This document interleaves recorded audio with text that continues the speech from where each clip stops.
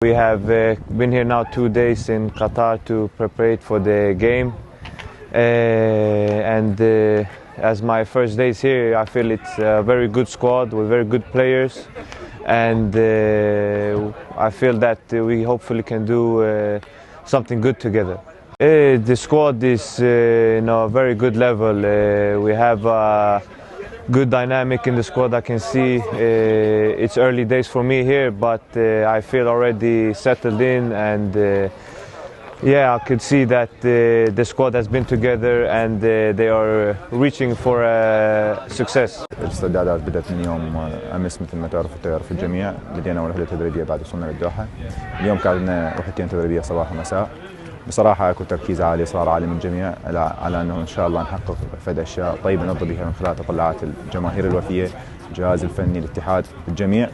البطولة لا تخلو من الصعوبة مثل ما تعرف. الجميع بهاي البطولة جاي على أنه يحقق لقب البطولة، لأنه ممكن يعني قسم يروح اتجاه أنه بعض المنتخبات ابتعدت لفترة طويلة عن هاي البطولة، البعض الآخر يريد يرضي ويصالح جمهوره من خلال بطولة الخليج بسبب أنهم النتائج مالته بالتصفيات.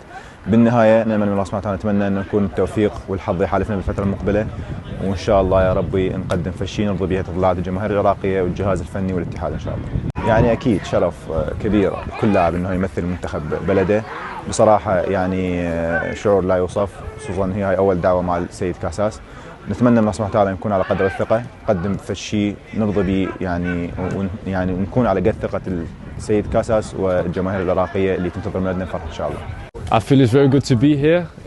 It really makes me think that all this hard work finally paid off, and I'm very excited for the preparation to this Gulf Cup, and can make me realize how big this nation is, and maybe if I get some minutes, it really can help to get my career going well good. I feel it's very good. There's high intensity. It's like it should be. It really shows us that we are one of the biggest nations here in Asia.